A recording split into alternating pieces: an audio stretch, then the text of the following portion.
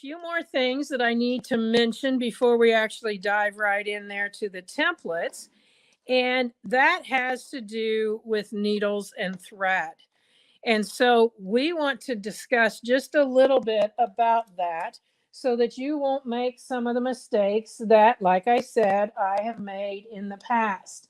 Now, one of the things I'm finding interesting as I'm watching some of the comments, so you've heard it here first.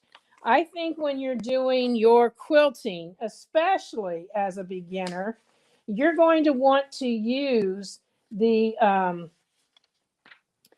90 top stitch needle. Okay, you're going to want to use that 90 top stitch needle because I recommend that when you first get started, you use what I would call all-purpose weight thread and use polyester. Okay.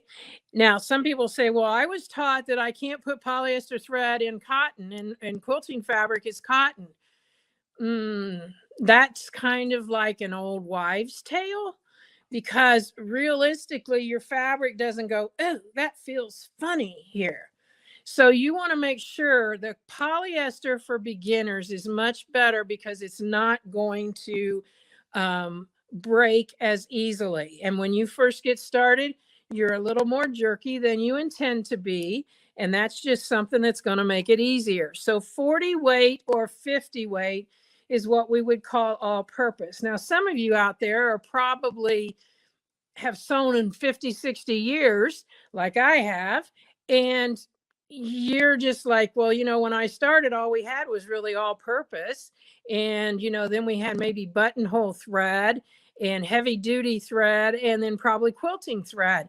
Now there are so many threads. It's like unbelievable, all the different threads you can use. So when you start, you can use a quilting thread. The one I have is a signature thread, and it's a variegated, and it's 40 weight. As you get going, you might become the world's best teensy tiny quilter. In other words, you're going to love to use our mini templates, and you're going to probably want a little finer thread. You can find the finer threads, and you can go down in the size of your needle, but don't start with that. You want to start with just a 40 or 50 weight thread. Now, interestingly enough, the bigger the numbers get in thread, such as an 80 weight, which there are a lot of quilters that quilt with 80 weight, that thread is smaller, and the needle needs to be smaller, such as a 65, a 70, a 75, because you have a finer thread. So unfortunately, the numbering in threads is opposite the number of needles. So on needles, as the number gets bigger, the hole gets bigger. That makes sense to me. But in thread, as the number gets bigger, it gets finer. So just remember those two things. Now, I was talking about a 90 top stitch needle, and I just happen to have a super giant needle here, so I can show you these things. You probably are aware that needles have a groove in the front, and that's for the thread to ride down. And that's why it's so ever important to have the right size needle with your thread, because that thread has to fit in this groove, but not have a groove that's so big it doesn't hug either side. You want to make it so it's fitting right in there, nice, and it's kind of like a channel that hugs the thread. It's not going to actually touch it, but it's going to get closer than if you had a larger channel. Now, this is what we call the eye, the point. We know that. But I want you to see the difference in needles here. When you go down through here, you're going to want to use that top stitch needle because of that extra space. You can see it in all of these needles. Okay, the universal will be just fine. That's what I also use for embroidery. And the embroidery needle is this right here, is also fine. They're very similar. But when we're using our templates, we want to use the top stitch needle. Now on the back, you'll notice this is what's called a scarf. that's where your hook comes around and takes the thread that's coming down from the needle and goes around to the bottom and makes a stitch. So that scarf right there is different sizes too. And if you don't have a compatible thread on the bottom, you're going to have some issues. So I recommend that you use either the same thread or one that's compatible in size, so everything happens to go together right here on the back. So if you just thought, y'all just put in a needle and start, I would recommend that you'd wait until you have a top stitch needle. Now I'm sewing today on a Janome, and Janome has what's equivalent to the top stitch needle size and everything, but it's what's called the purple needle. And sometimes it's more of a magenta in color. But if you ever hear anybody say, I use a purple tip needle, it's not like the tip is purple, but the top is. Now, last but not least, when you change your needle, make sure you open the screw, but don't take it out, but open the screw enough to get the needle up high enough into that opening where it's supposed to go. Because if you don't, and it's down a little bit, let's say you were sewing with a 75 and then you went to this, you're not going to have a stitch that forms. You're going to have breaking, you're going to have skipping, you're going to have all different kinds of things because this is not up there high enough. As a needle gets larger in size, this gets larger. This is the shank, and that gets larger also. So that's about needles. Now, when you have your thread, your needles, and all of that ready to go, we are then ready for talking about the foot. Now, the foot, we've come a long way, let's just say, in probably about 8 years, because when we started, these were the 4 feet that were available. None of the machine companies had their own foot. Well, now several of the companies have their own foot. And here's the difference. I'm going to show you. These are our feet, Wesley's feet. There's one right there. This happens to be a high shank. You can see it looks like that, only smaller. And then this is one from the company for my high shank machine. And you'll notice that there's not that long space. That's because when this foot was made, the manufacturer of the foot knew it was going on this particular machine. It was made specific for this machine. So no up and down adjustment would be needed. On this one, there might be 2,000 or 3,000 different brands of machines that use this same foot because we have all of the options of where we tighten it onto the shank. And I'm going to show you how easy that can be, because this is kind of the scary part. If you don't get it right, you're not going to have success. And I want you to get out there sewing. So this is low shank, medium shank. This is the only thing that's medium in our whole line. There are no templates. There's nothing else that's medium. This fits some of those machines that have kind of what they call a mezzanine position, and they need more space than this and not enough space here. So a lot of the FOFs for sure take this particular foot. All of the feet are the same in this right here. This one and this one are both high shank, but this is called high shank special. And the reason it's called high shank special is because although this is correct, this side of this little arm needed to be longer than this one so that the needle can come right straight down the middle on all of these feet. So if your machine needs a high shank, do not purchase a high shank special. Okay. Now, regarding our templates, let's talk about that right now. This is a low shank template. The medium foot takes low shank templates. The high shank takes high shank or low shank. You can use both. Therefore, if you had 2 machines, one's high, one's low, buy low shank templates. If you only have one, you're going to still want to get high shank templates, but you can use low on the high shank. And this one is the same way as this. It's high shank, but it could use a low. Now, many of you may have a Bernina machine that takes what is called the 72 foot. That 72 foot will use all three heights because it has a way to adjust. But it would be kind of crazy to buy the long arm templates if you don't have a long arm or a sit down machine, because they're heavier, they're bulky, and you don't need those. But if you had a long arm or a sit down quilter and you had the Bernina, you could buy long arm templates and use it on both of your machines. So I want to tell you that from the beginning. You're going to be able to access this information for a long, long time. And I want to make it so that you understand that you don't have to go out and buy 2 sets of this and 2 sets of that. Because guess what?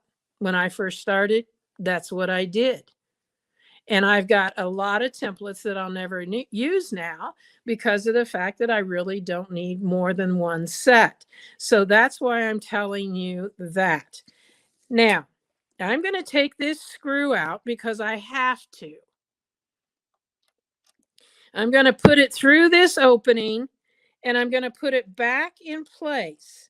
Now, if that screw doesn't go through there and latch on easily, look, I've already dropped it. Don't force it, because the last thing you want to have is a $300 repair because you forced a screw and stripped that needle bar. Now, when I get this on here, I'm just going to tighten it finger tight, and then I'm going to see that's staying right there. And then I'm going to back it off so it will still go up and down. Now, I was doing a decorative stitch when I finished, so I need to move my needle because it needs to be dead set in the center. So I'm going to do what I call go back to home, where it's going to be in the middle and set. There we go. It moved over. And then that way I've got it set. So when I get it exactly where I want it, my needle is going to be in the center. So you can see it still goes up and down. Now, when I set my machine for ruler work, and guess what? Ruler work is way different than free motion. So there's a difference on your machines. If you have a free motion setting, but not a ruler work setting, just set your machine for straight stitch and lower your feed teeth. You'll have much better results. And those of you that might have the Vikings, they have a beautiful feature of sensing the height of your fabric, no matter where it's at. But that's not good for what we're doing. And so you would want to make sure you turn off that auto sensor.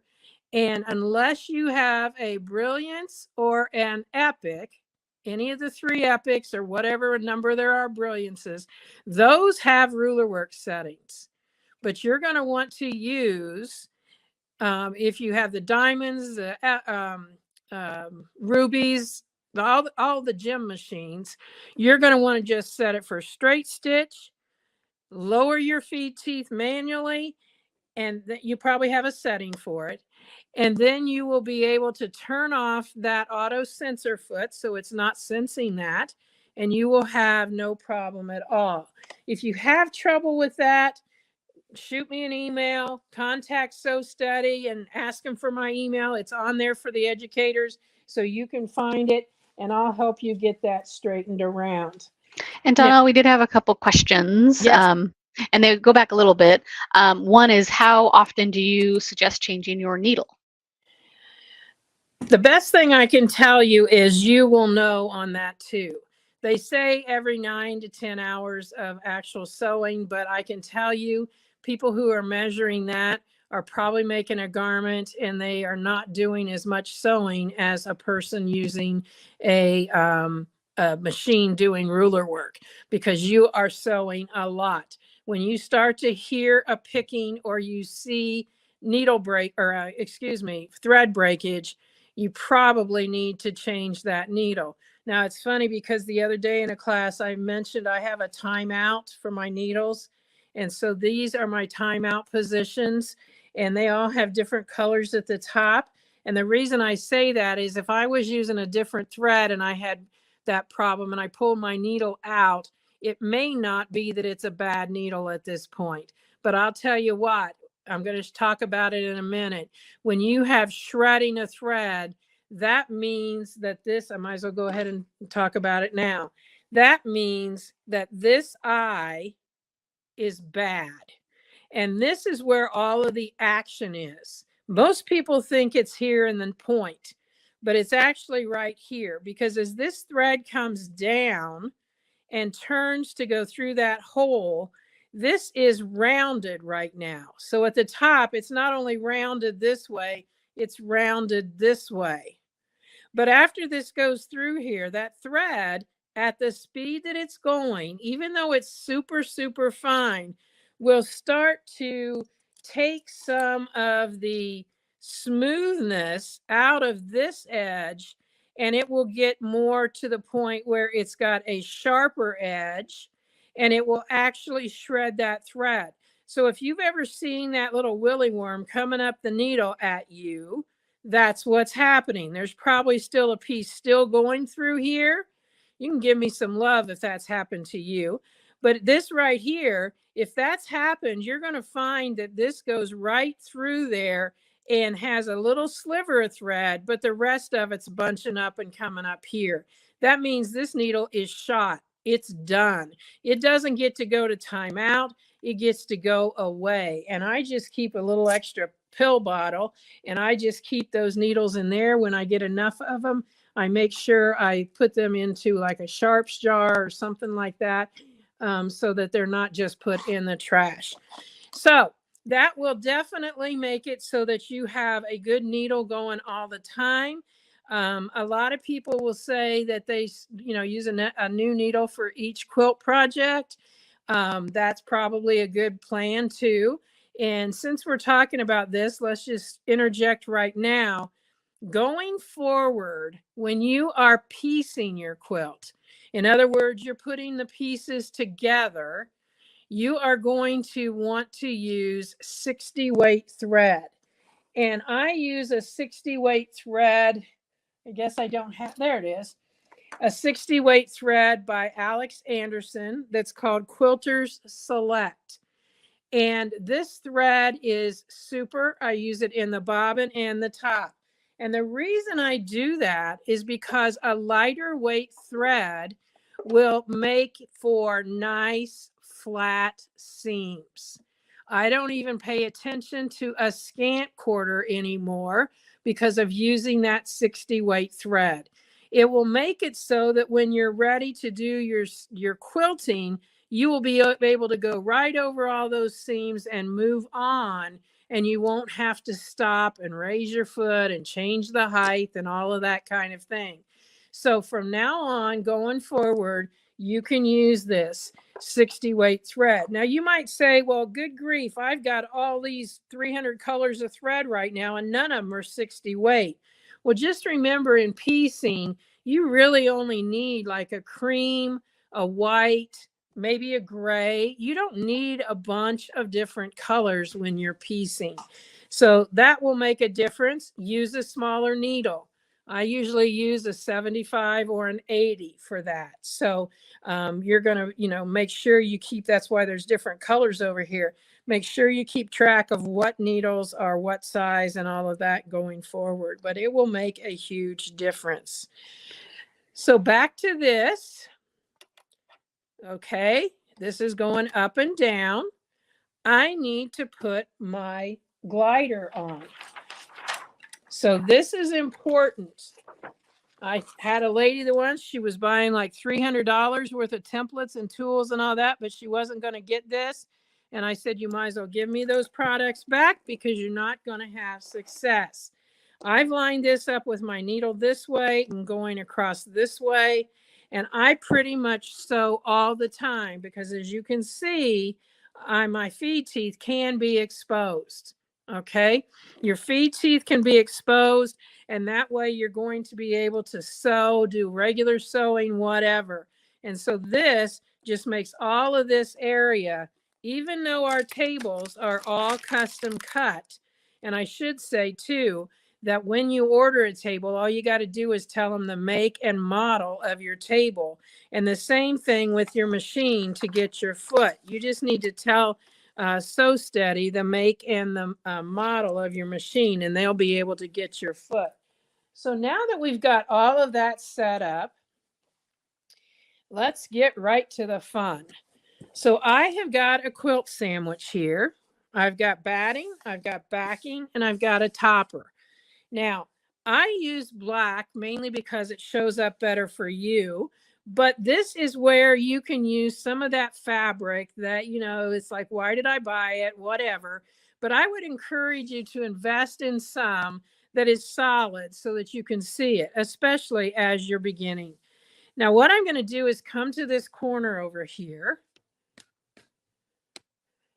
and I am going to just put my fabric underneath there, and I'm going to set my foot down. Now remember, this has not been tightened on there.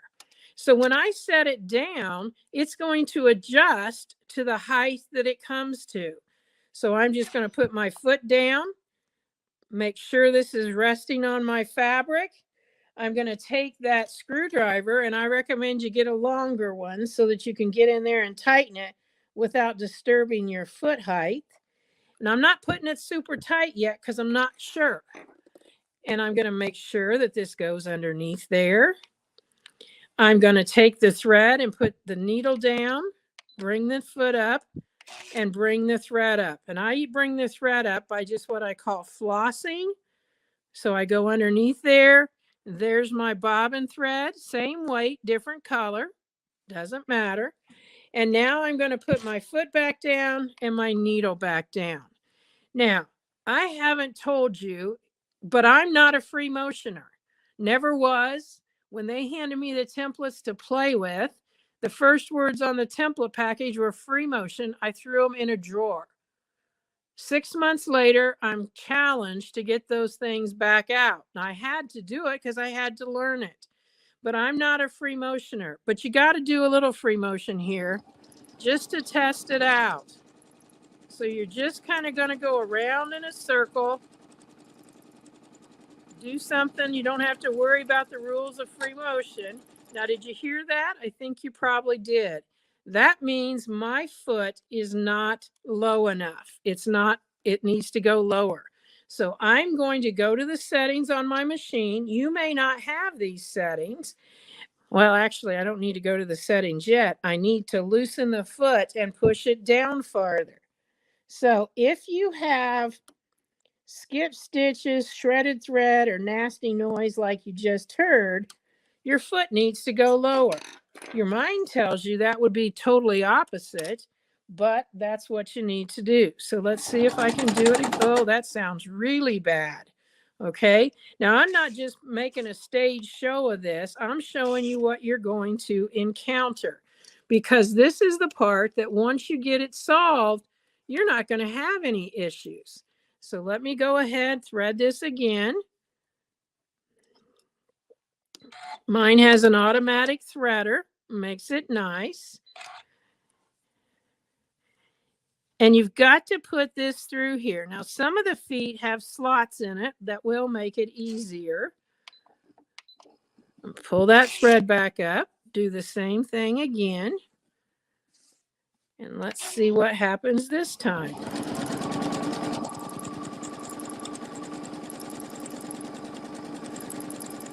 After you've done that and it looks pretty good and it's not giving me any nasty sounds or whatever, then you're simply going to take the first template that we're going to use, and we are going to just try a straight line. Now, this is kind of like the very first time you're saying, what? It won't matter. You're just going to lay it beside there. Oh, you heard it again. So what I'm going to do is I'm just going to go ahead and I'm going to raise this. I'm glad this is happening, because I want you to be able to solve your issues if you have them. So make sure you've threaded it correctly. And quite honestly, I think that was missing a place.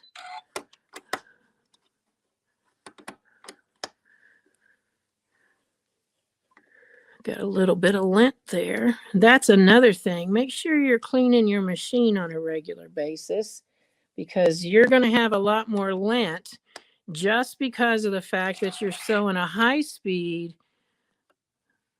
all the time. So let's just see here before I change anything.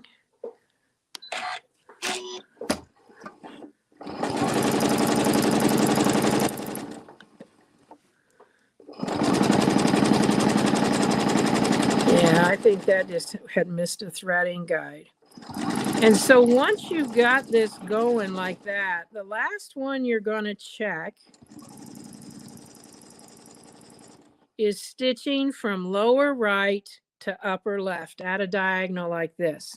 And this is even what the long armors do, because that is the toughest direction to stitch. And you can see right there, I had that again. Now I'm going to tell you, this is a brand new needle before today started this, but I'm going to get another needle out, a brand new one, and put it in, because I don't want to waste a lot of time trying to figure out what this could be. And the first action is to get out a new needle. So make sure you have, it wasn't shredding, but you did hear it breaking there. So that's why I did that. Get your questions ready. Sarah can interrupt me at any time. And we did have some questions. Okay. Let's see. Now, and you already addressed, I think we had a question regarding how to set your foot on the presser bar shaft. And I believe that was addressed. And Cheryl, if you still have questions, let us know. Let's see. What do you do if the thread broke every time you sew from down and up to left? Yep, and that's what I'm addressing right here. Perfect. Yep. And then we had one from a little bit a while ago. It was regarding the Circle Straits tool. It says, do you recommend placing it directly on the bed of the machine, or must you use the glider mat under it at all times? You could put it right on the bed. I think the glider mat always helps, but that's just because it allows your fabric to go under there so smoothly. So yeah, you can use it that way. I'm not sure how well it's going to, I've never used it on my machine directly, so I'm not sure how it's going to, respond to getting it off and whatever. So right, it is the Universal Circle Straits tool is nice and sticky. So yes, we do typically recommend using the mat, just nice and smooth, easier to reposition. Okay, so while we were kind of answering questions and talking, I don't know, most of you probably were kind of paying attention. I actually took the foot and loosened it and put it back down and then tightened it. So now when I stitch that, this is the direction somebody was asking about. And if it not, it was to the left. But you can see that's working fine now. It just needed to go lower. So I completely loosened it, pushed it down, and tightened it up. And we have, solved, it appears, the problem. Okay, so I'm going to cut that. And because this machine has its own foot, I'm going to take this off. You have to take it completely out. And we will put this foot on. And actually, taking this one on and off, I don't have to take it completely out. But just remember, don't force that screw in there, or you will have an expensive repair. And when you're putting this through, sometimes it doesn't want to go. It's grabbing on the bottom. Just do that and get a hold of this. I will tell you, you're going to start seeing me use this throughout, but this is the best type of tweezer. It looks like a little hockey puck, or not a hockey puck, hockey stick. And so that is one of the best to use. Now, we are going to go ahead and take what is, again, a great tool. So Steady has this. This is called a Clover Choco pen. And the reason we like it is a little bit later, I'm going to be using a tool that I will need to get it down into the grooves. Right now, all I'm going to do is I'm going to draw a straight line beside it, and I'm going to draw across at a 90 degree like this. Now, you may have other types of Choco markers, but they're not going to have this dolphin tip. If you have this particular one and it doesn't fit in there, just get an acrylic nail file and file a little bit of this off on either side. Now, this chalk is okay, but it's not the best you can use. I have emptied mine and I have refilled it with what is called Iron Off chalk. It's by Pounce, and you want to make sure it says Iron Off. And I'm going to give you a quick little information here. This is a public service announcement. Never open the inside bag, okay? The inside bag has a zipper down here, and if you open it, you will never, ever get it closed again. Promise me. Or yeah, I know. All right, so this is what I do. I take it to the bottom corner, and this one is brand new still. But I take it to the bottom corner and I just cut off a small little tip big enough to get a straw through. Now let's see if I still have my straw right here. I don't see it, but there it is. I'm talking McDonald's straw. And I cut it down to about 4 inches. I stick it in that opening and push it down, and it'll fill up to about there. So you're just going to put your finger on the top. This piece will come off. You empty out what's in there, and then you refill it with this Iron Off chalk. And a little bit later with one of the designs, I will iron it off for you. So don't use the chalk that's in there unless you want to brush and brush and brush and still have trouble getting it off. The Iron Off only comes in white. If you want to have it so it will show up on lighter colors, you're going to take 2 teaspoons of this chalk, the Iron Off chalk, and mix it with 1 teaspoon of cinnamon. Mix that up, get another color one of these, and actually empty out what's in it and put that one that has cinnamon in it. So that then when you mark it, you can see what you're doing.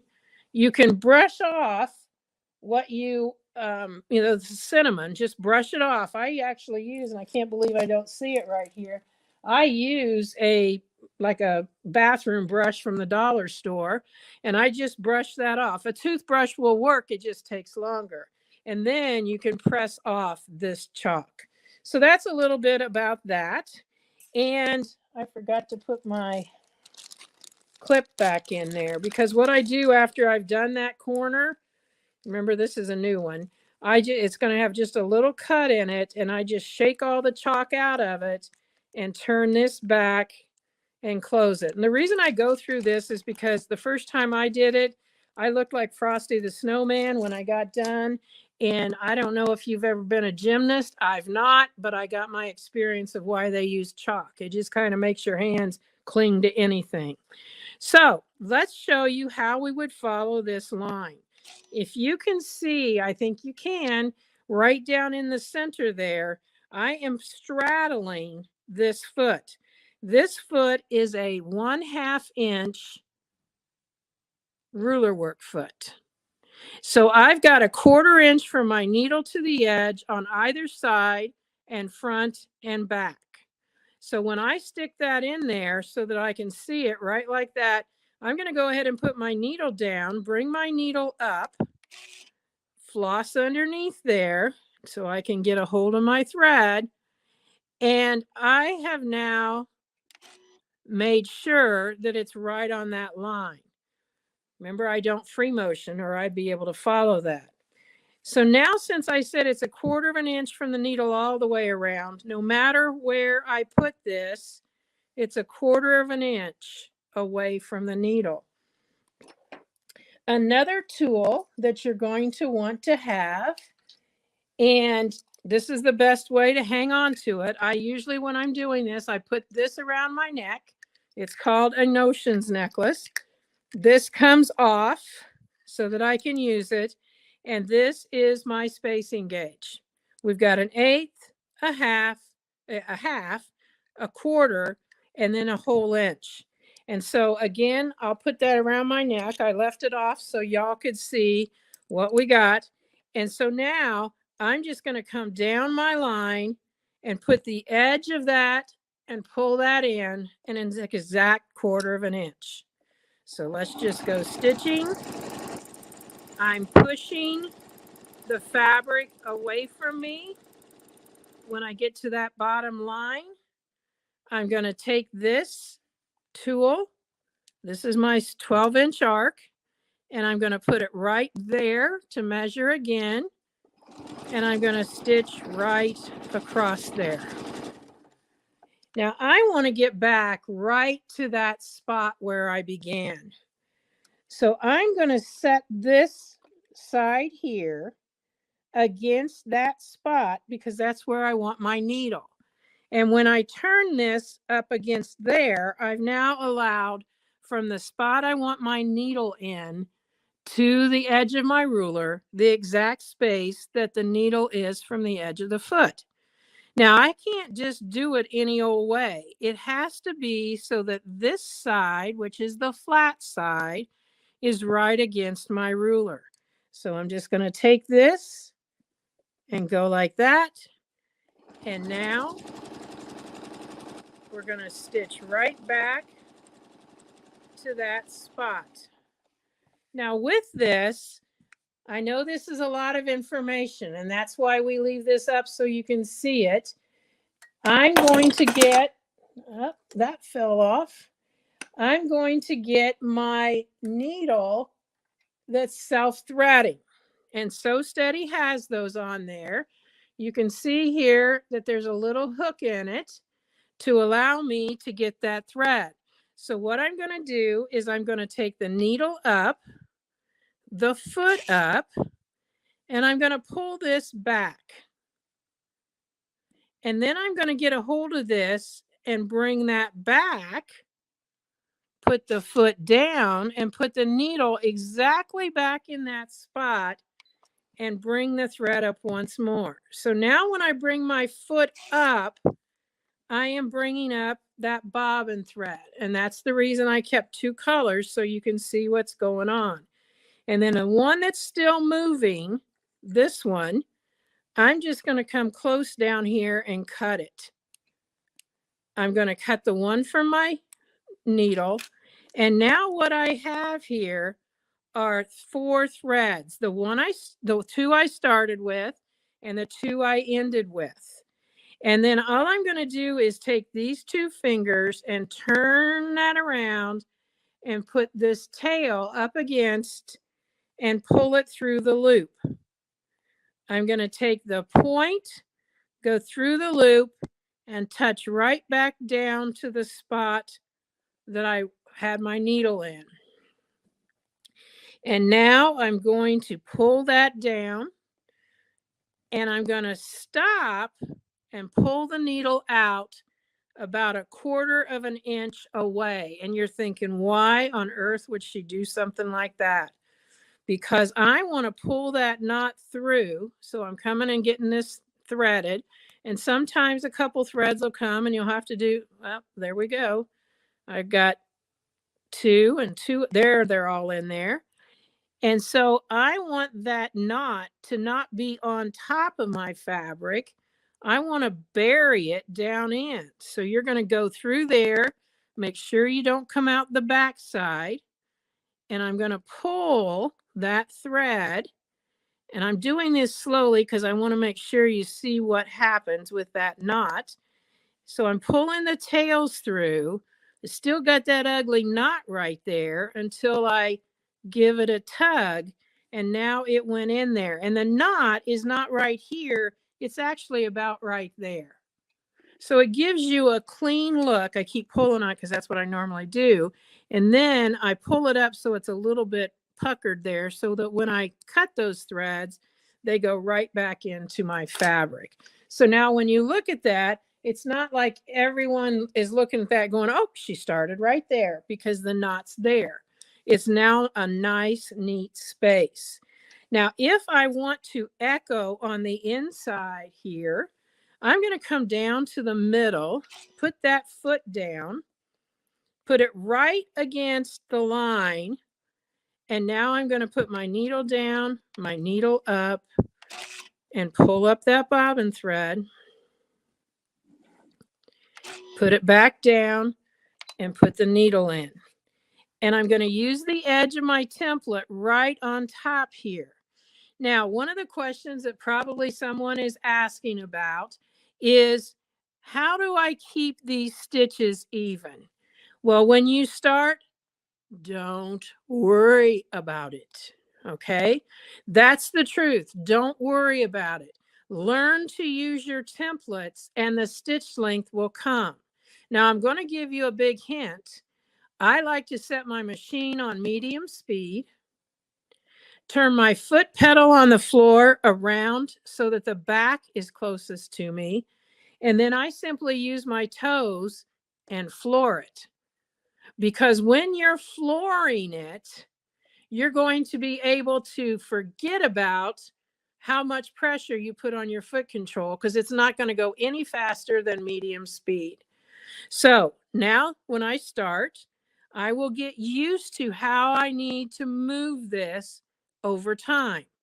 But I need to learn how to guide my templates to begin with. Now, what are you striving for? You really want it to look pretty much like what like a 2.2 would look. A 2.4 or 5 is a normal stitch length. A 2.2 is just a little bit shorter. And so you're going to just practice getting used to moving your template. And what I'm doing here is I'm stopping when my edge of my foot hits that line. I stopped over here when the front hit that line. And now I'm going to line it up on that line that's before. And I'm going to stop when this side hits that line. I'm going to come back in here and line it up and come right back to where I began.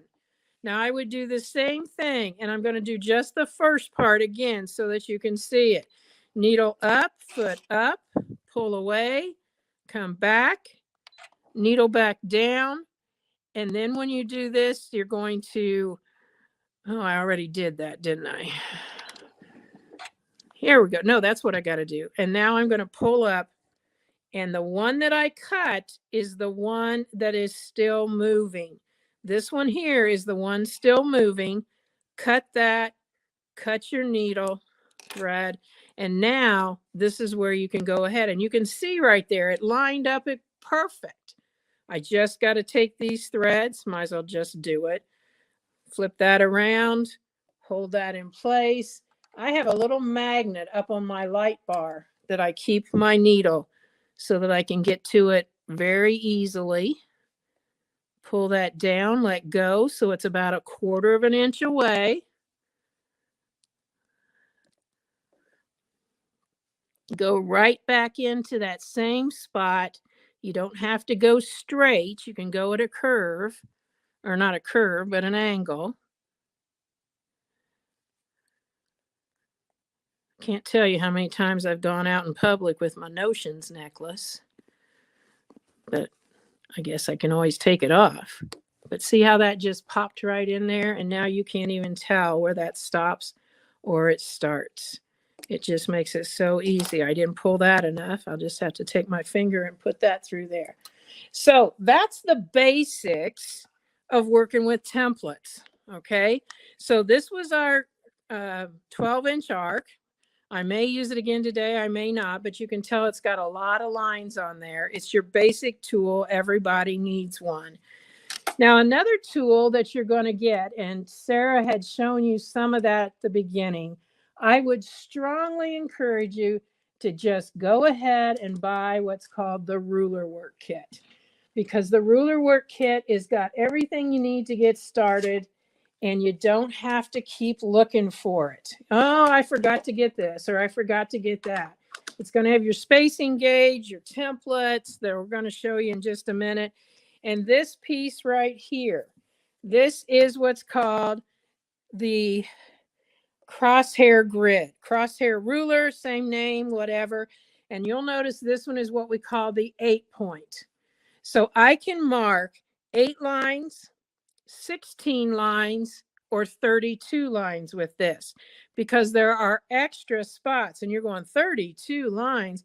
Well, believe it or not, as you get going with this, you will need those. See how that just fits right down inside these grooves? Makes it so easy. Only go once. You don't need it twice. And then you're just going to come here and you're going to cross right like that. Okay. So now, oh, I did miss one. If I needed 16, I would just rotate this so it was lined up that way. And then I get one in between each of those spaces. And you can just keep going and going till you get to 32. All right. So now we're going to use a design that actually needs a thumbtack to pin this, to use the template on. And your templates will come with thumbtacks. Okay. If you lose them, you'll get more the next time, or just go buy a flathead thumbtack. I need that thumbtack to come with a point up from the bottom. If I just go through here and fish around, I'm not going to get that. So what I can do is I can just put it through from the top, pull it out, go to the back, and push it back up. Okay. I don't much like those holes. So I'm going to take a piece of what's called RNK embroidery perfection tape. And I'm going to just put that right through there. And I'm going to put it on like that. And that way I don't have to put a hole in my fabric. Now, most places that sell embroidery products will sell this, because this tape, although it's good and strong, is much better than anything like frog tape or painter's tape or washi tape, or, oh no, not masking tape. Don't use it. But this is called embroidery perfection tape because it was used for, is used for in the hoop embroidery designs where like you have to add a zipper or a trim or something like that. So now that I've got that positioned, I'm going to get what's called my Spinning Wheels 36 template. And we had a good question come through, Donnell. Is it better to use gloves with the templates or not? I'm not a glove person. I don't need a glove. I don't necessarily, if you are used to using gloves, that would be fine. But to me, the gloves just get in my way. So it's totally up to you. So this is our 36 spinning wheel template. Let's just take a little exploration around this template. We've got the hole that it's going to go with the thumbtack. We got an A and we've got a B. We've got a straight line. We got 2 diagonal lines. We've got some other lines. But today, all we're going to be using is the straight line and the hole to line up.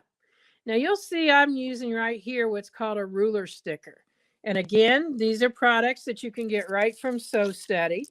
Ruler stickers come in a package of 3 different colors. And I will tell you, if you're template quilting, you're going to want ruler stickers because they're repositionable. Like I could take this one off. I just happen to leave it on there because this is the marking for a border that I do. So I'm not paying attention to it now, but later, if I have time, I'll show you that border. So I'm putting that thumbtack on the, or putting that on the thumbtack. I'm lining up here. Now, as you can see, we now have Spirograph for quilters. I'm going to lay this at the top. I'm going to pretend the first time here, if I told you to draw with a pencil or an ink pen, you would come in here and you just draw around, and I say stop at B. Don't stitch between A and B. And that would be all fine. But now you've got a foot, and for some reason it's kind of scary, and you end up out here in the middle. Just keep in mind, stay against the template, push against the template. So when we get here, that's B. I'm going to use my other finger so you can see better. We just simply rotate the template over to line up with the next line. And look what happened. We're now at A again. We stitch, we rotate. So you obviously want to tell your machine, if it doesn't already do it, to stop in the down position, because that's going to save you a bunch of time. Now, if your machine does not automatically stop in the down position, only rotate your hand wheel towards you. Never turn it back, okay? Don't ever turn it back. And we had a question, Donnell. Someone asked, are there non-slip grips on the back side of templates? Yes, and I will show you one of the others since I've already got it in here. This is what's called stable tape right here. And that stable tape should go, like in this case, it's going to go on the back side. And the back side is the side that the words are backwards, and you can feel the etching. Okay. Now I've used, you can see this little puzzle piece. That's so if I just stitch through this, I've got one on there too. If I stitch around this and I want to stop but not break my thread, I can take that puzzle piece out, and I can then move through that gate and go to another piece and simply put this back. So there's a lot of lines on here. And right now you're thinking, do I have to pay attention to all of those? No, just like I was saying there. It's just on some places. Now, this is what's called stable tape. Okay. They come in strips like this. You'll get some with your templates, but you're going to always need more. So like the template that I just showed you, today, when I pulled it out, this one was hanging about halfway off because it's been on there for almost a year. And so I just decided to give this template a bath. So I took the stable tape off. I cleaned this with a cleaner that you can use on acrylics. And then after, well, it was on this side. And then after I did that, I just took it in and washed it in warm soapy water, dried it off because that got the lubricant stuff that I use off of there. And so now it's got new tape on it. So you're going to want some extra. So I just keep a couple of those strips right in front of me there.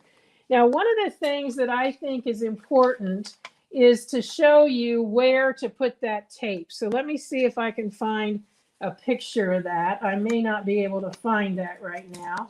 But you just want to make sure it's on your template where you're going to be putting your pressure on your, when you go to do your stitching.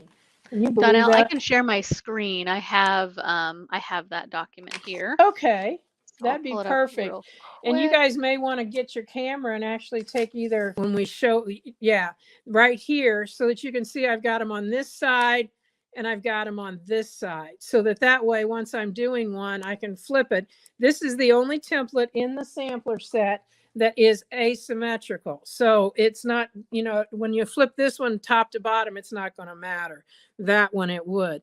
Thanks for sharing that document. I don't know, do you guys need it up again? And that document, so if you end up purchasing the sampler set of 6, you're going to get a link to this where we actually have a promo going now. If you buy the sampler set of 6, you get the starter arc for free, and you get access to 6 different classes on the university, and one is Donnell's Let's Get Started class. And that stable tape layout for suggested location is included with that on the SoStudy University. Yeah, and those, you're going to get some great information in those classes. So let's go ahead and get started here. So I'm going to put the needle down, the needle up, just like I did. and I am right at A. Now I failed to mention, and I can show you this right now, A and B look like they just continue on. But when I put this down and put my needle, or not, I'm not going to put the needle in place yet, but you can see there's a stopping point right there and right there. So we can easily know when we get to that spot. Now I'm lined up back here. Put that foot or the needle down. The foot's already down. And we're just going to move around, hesitate at the top. Some people say pause. I like to use hesitate because to me that means you're still going, you're just going slow. For right now, I'm just going to cut this thread to get it out of the way. You've already seen me knot. And I'm going to turn this. Now, I'm going to tell you, this sounds like what your parents probably told you, no matter what age you are. When I started doing this, we did not have this crosshair grid that marked these lines, and I had to go off of those. And so when you would turn, you would kind of see, is that right over there? But you can see back here, it's not. So that was not as accurate as now that we can just line these up. I don't pay any attention to those anymore. And now we're going to go around this one. Stop at B. Move to the next line.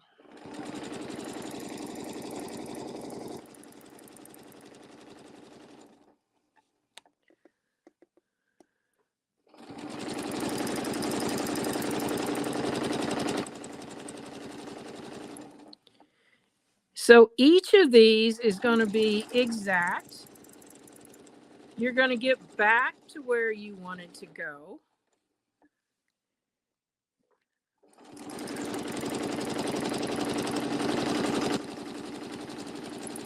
And when we do this in a class, it's surprising how many people, we start with this very design, and how many people are like literally shocked at what they can do that they didn't think they would be able to do.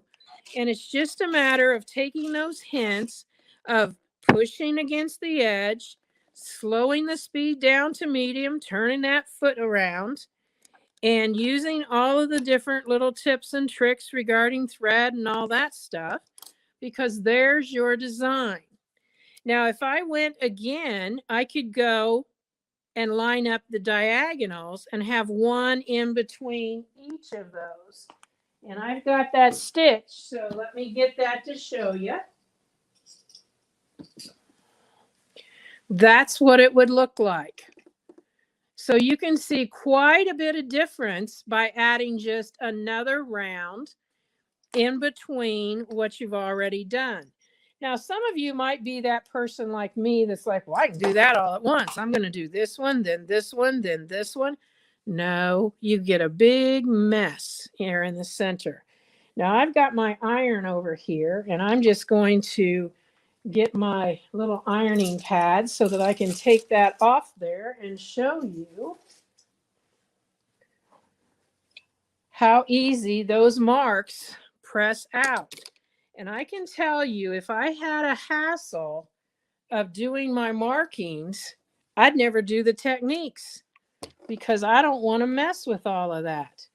Another thing that I do use is the Frixon markers, not the pens, but the markers.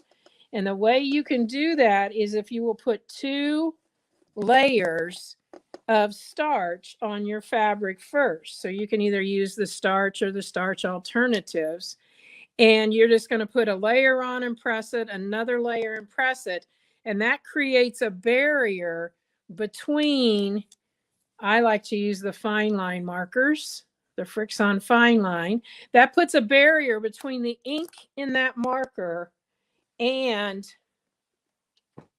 the fabric. So when you go to iron it off, the fabric has not been penetrated with the ink. So you won't have that ghosting and all the things they talk about. But you can see there's a lot more that I can do with this. But you can see that there's a lot of options for your templates. I'm going to show you this one real fast because it just makes sense for you to see how many things you can do. So I'm going to take that line right there, and I'm going to start right here. I probably won't even pull my thread up just because it's not going to matter.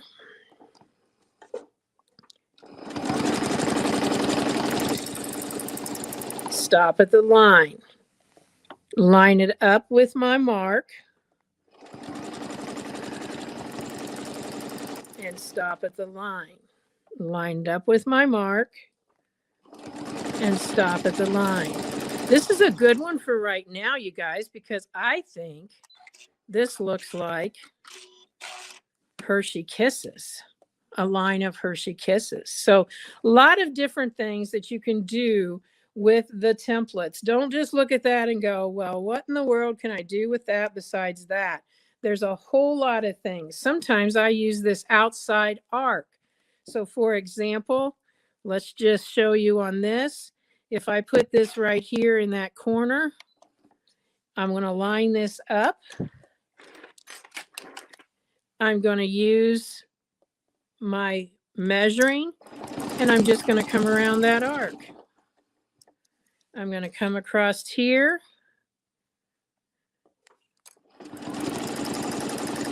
Come around that arc. Now, the thing that's cool about this is we have what are called stitching line discs. And these stitching line discs will allow me on paper to play with this. So let's see if I can real quickly get it. There we go. So this being the design, I'm just going to cut this so you can get an idea how we can work that design and add more to it just by using even another part.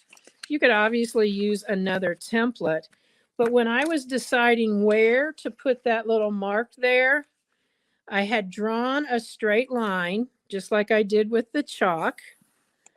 And then I use what are called stitching line discs. And stitching line discs are 8 little discs with different size holes inside, but they're a 1/2 inch side to side outside. So they're the same as the bottom of your foot. So I'm going to use that one right there. The different size holes in the middle depends on what size of a pencil or a pen or a Sharpie or whatever you're using to draw with.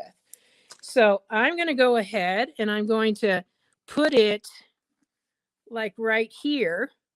See the base of that right there. And I'm going to take this and put it right in that spot and draw from line to line. And I only had to draw one to realize, well, that's not big enough for what I want. So then I moved it up. I did put the ruler sticker right there in case that was what I wanted. And then I put this here, tried it over there. And that's how I figured out how I was going to do my design. So this takes the space of your foot and it will allow you to do your designing. So I'm not going to draw that 8 point, but let's say we didn't use a pen and we just used the foot as our rotation. You can see now I would have drawn my crosshairs. Maybe this is a design that you want to do with that template. So having those stitching line discs, all of the educators, when we're drawing and getting ready for a class so that you can see what we're going to do, this is how we set it up. We use our stitching line disc to do all of that preparation. And it's great. They're not expensive at all. And they allow you to not have to stitch everything. You can actually just draw them up. Now, the next template, did you have a question? We did. Someone asked, what's the difference between those Frixion marker pens and the Fritz marker? I'm not for sure. I'm not familiar with that. I'm just telling you, don't use the ink pens. This is a Frixion ink pen. It has a metal tip, and that abrades the fabric. And so it definitely, the template goes down in, or excuse me, the ink goes down in the fabric. So let's see, we got a lot of fun templates here in a short amount of time. So I'm going to extend this line here again with my chalk. And you'll notice that we don't draw out any designs. We just draw registration lines. And I can use the big one so that you can see it. The little one, I can get more of it. So I'm going to use the little one. And then I'll show you the big one stitched out. So I have lined up this template with that top line on that line. Okay, that will allow me from here to here is 1/4 of an inch. So when my foot bases itself right down in here, the needle's on the line. So we're going to line it up again. And if I want to stack these, which means I will get that clamshell, I stop at the top of a hill. I simply push this up and I put that top line now on top of the hill.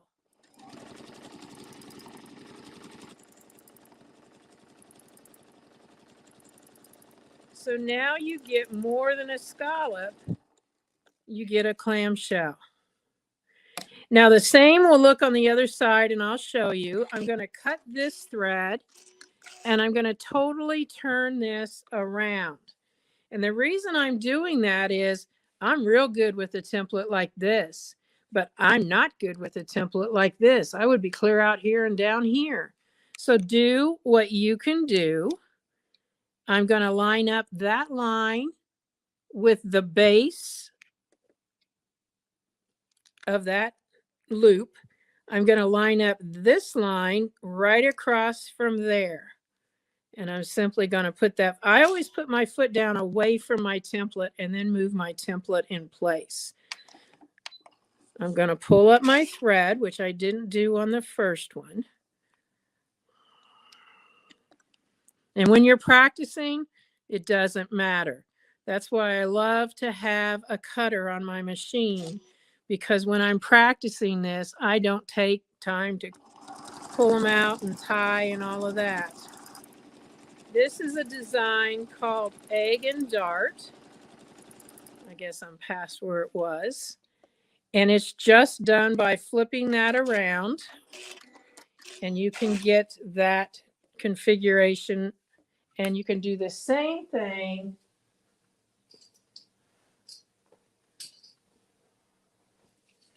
with the other side of the template.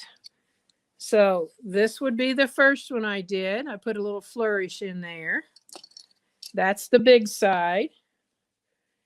This would be the second one. So as you can see, you've got a lot of opportunity for one particular template.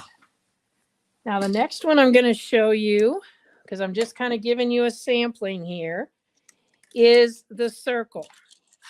And so what I'm going to do is I'm going to draw a straight line this way. You can obviously do 8 circles. You can do all of that kind of stuff. But I'm going to show you something that I call my bubble border. So I'm going to take my, almost, I did pull it out. I thought I was pulling it in.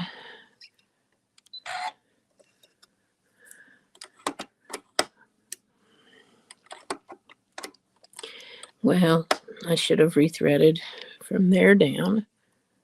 And I just want to mention real quick, Donnell, I'm going to be doing all our giveaways at the end of the broadcast, so we get as much time to see you quilting as possible. All right. So if you haven't, folks, be sure to add a comment. Just say anything, and that'll enter you. I'm going to do some live prizes, and we're also going to do a prize from registrants. So if you didn't register, that's okay. Leave a comment. We'll do that near the end. Thanks. Okay. So I've got that through there. I'm going to come into the line, needle down, needle up, and sometimes I even talk to myself just like I'm doing now. I'm going to come in there and put that needle right in the line. Now you can see I've got registration lines here, here, and here. So I'm going to use these and put them both on the line. And I call this my bubble border. It's a 2-inch circle. And normally that's where the circle ends. But in order to continue this without stopping and starting and stopping and tying knots and whatever, it's a template. I can get right back up there on top of that line without stopping and starting. So I move up. I'm going to go the other way because your eyes like things to balance out. And if I put all of the doubles down on one side, it will be heavy. Now, if you wanted that look, that would be fine.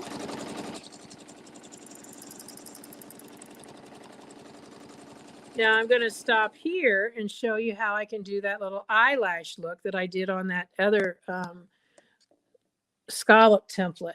So I'm going to pull this in until the acrylic touches the previous stitching. When it first touches, just stop. I'm going to pull this up and come about 3/4 of the way to that line. I'm going to push it in until it first touches, come only about half. And I'm going to pull it in till it touches the first time and come about 1/4. So now I have added that little flourish in there by using the edge of this template. And then I can move on. I could decide whether I wanted to do every single one or maybe like every third one that we've done here. Now what I'm going to do now is I want to show you another really good investment, and that's what's called the Echo Guides. Now I just keep mine on one of these little silicone pieces that has magnets, and this is an Echo Guide. When you see the number, that's the way you're going to put it on the foot. Now what I used this for the other day is the top, I'm going to tell you, is a bigger opening than the bottom. And if you can't get it to stay on from the top, turn it over and try the bottom. If that doesn't work, take a piece of that embroidery perfection tape, put it across there, and just cut with an X-Acto knife and then push that tape back. And that extra bit of tape will hold it on there. I'm going to use the small one, the 1/2 inch. So what I'm going to do is I'm going to raise my foot, and that was with the button. I'm going to get a little extra lift with the lift in the back so that I can go right underneath there. And now I'm going to set that foot down, push down, and lift up. So now I got a bigger footprint. So I'm going to take my circle and I'm going to go up underneath. I got to go over it because I can't go around that. Used to sing a song in Girl Scouts, sounded about like that. Can't go through it, got to go over it. Okay, so I'm going to hold that and line it up, put my foot down, and now I have a smaller circle. So I guess you could build a snowman if you wanted to. But the Echo Guides work on a lot of the templates, not necessarily all of the templates. And if you use them on the outside of your template, let's say I wanted to make some frames. I'm going to just use this one because it has a rounded corner.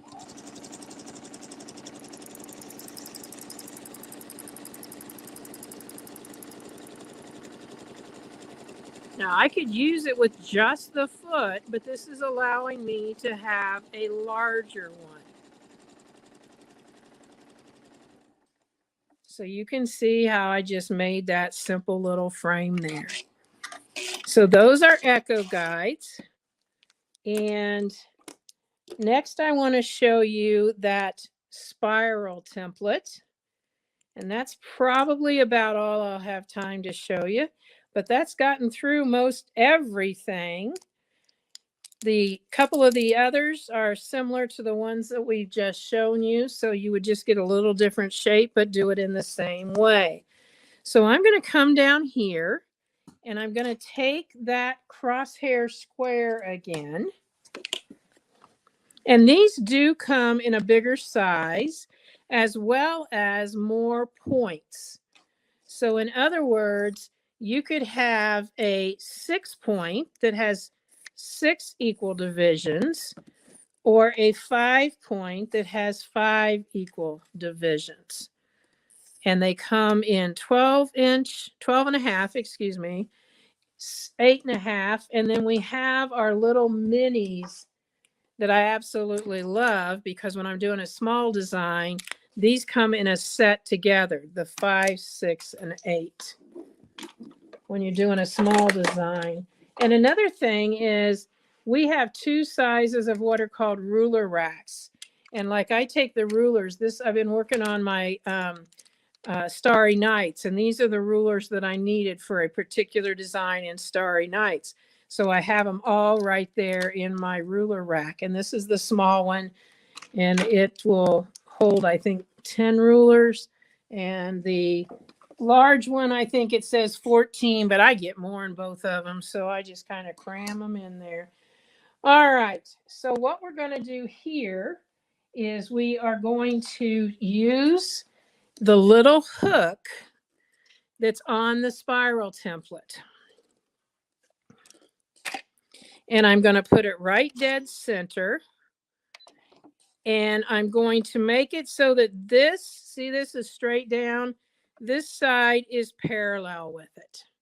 And I've got this marked so I can decide which of these I want to put out there to go first. I'm going to use this one. And those markings are not random. This one is at, like, I don't know, 2 3/4, whatever. It's the middle. And when you take a class that I use that in, you'll be told exactly.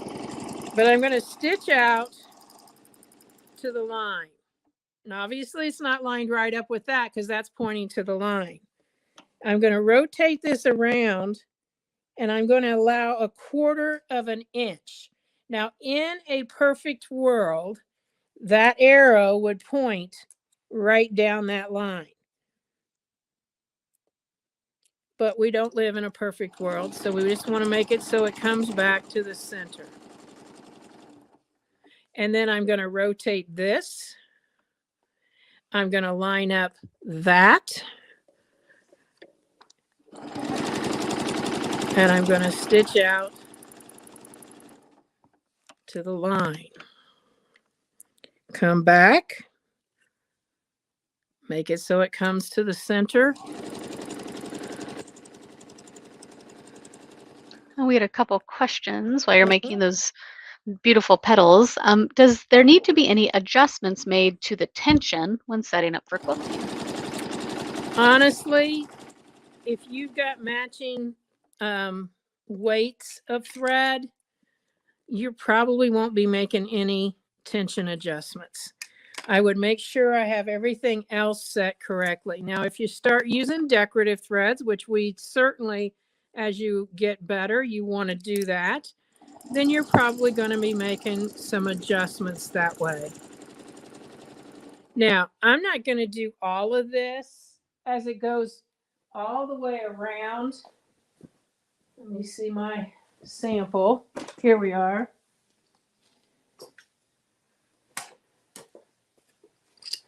This is what it would look like once I got finished with it, all the way around. I want to show you how to make it look like this. Okay, so it's the same thing as we did before. I'm going to line this up, but instead of being able to back this off because of the difference in this, we need to use a tool. And it just so happens that this foot we want 1/4 of an inch away. So we need to use a 1/2 inch down here, because now when this comes up, it will be halfway in between. So down here, we used a 1/2 inch, and I'm going to come up and I'm going to go back. I'm going to stay the same measurements. From there is a 1/2 inch.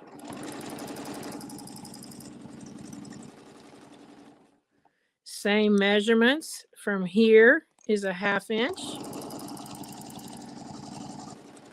So you can embellish these on either side. If I wanted to do it on this side, I would take this and make the 1/2 inch here. Now, I think it's pretty on some to do both sides, but it can be a bit overwhelming if we did both sides on all of these. I just wanted you to see how we could do it on both sides. But again, you gotta measure.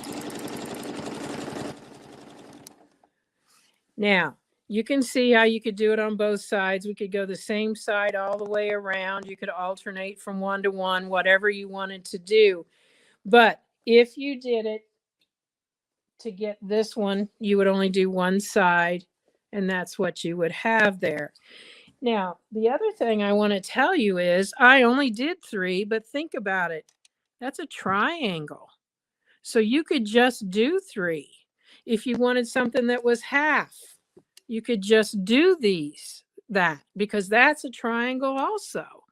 So there's a lot of ways. And again, that's where your stitching line disc, your pencil, and your templates on a paper really help you to get that design that you're looking for. So you can actually draw your space out and then practice in that space. So I'm just going to show you one more here. I'm going to do it on this side so that you can see, but we won't do the whole thing. This is the Spinifex 4. And so what I'm going to do is I'm going to start up. I'm going to do this one. It won't look so good with the other one. I'm going to turn it around. I kind of like to do the opposites. And then I'm going over and do this one. So you can see you've kind of got a little pinwheel if you had this one in there.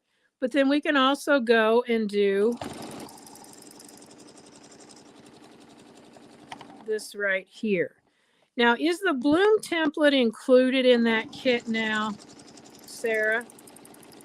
Let's double check. So the Bloom template, that's a reseller exclusive, and you can purchase it from your local Sew Steady and Westerly reseller. You can't find it on our Sew Steady website.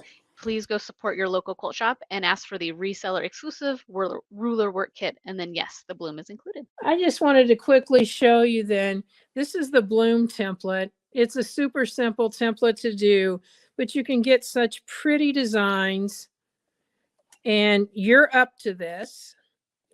The templates don't just get harder. That doesn't make any sense. They get a little bit more involved. So it's still stitching with a needle that's going up and down, and you're moving a template no matter which one that you do. So last but not least, because this is not part of the set, but it's one that's kind of like, I guess the best way to say it, it is a bucket list template. And that is the feather template. And people think, oh, I'll never, ever be able to do feathers. And this is one that I show at almost every single class because of the fact that I want you to know that you can do feathers. Now, we're going to do our feathers right here in this little frame. And I'm just going to take this and draw myself, not draw myself, but draw for me a straight line. And I do my feathers with what is called bunny feet. Okay, so our feather template, if I turn this around, it's bunny ears, but for me, that'll flop. So I need to do feet. And a feather template has two sides. And so what I'm going to do is I'm going to set my needle right down in there, pull it up, pull my thread up. Oh, I hit the wrong button and cut it. All right, well, we won't pull it up then. There we go. And so I'm going to pull this in here. The word center is right there. And I'm going to put it so that it's right on that line. And I'm going to come around this way and drop back down to where I have got my arrow. I pull the template forward until the back of the template hits the back of the foot, line up my straight line, come back to the chalk line, pull forward.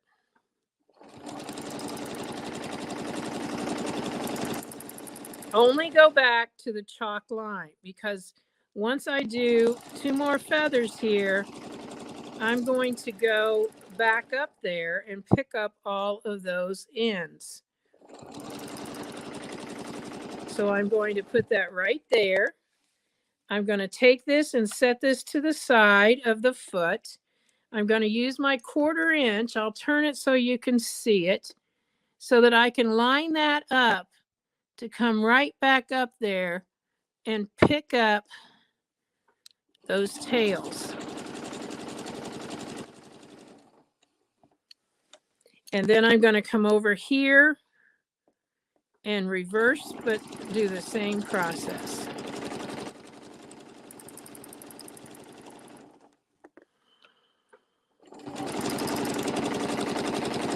And Donnell, we had some good questions that came through. Someone asked, do you have any tips for holding and pushing the fabric? They mentioned their stitches are uneven at the moment. Okay, so when I have my hands on here, you'll notice that it's usually a thumb and 2 fingers if I'm doing a symmetrical one. If I was doing one like this, it would just be this side. So right now where I'm at, I'm going to put this on the center, line it up with the back. And when I'm doing this particular design, I'm holding this. The stable tape is going to work no matter what. If I put pressure here, this stable tape is working. So when I put this on the edge, I've got part of my thumbs on my fabric.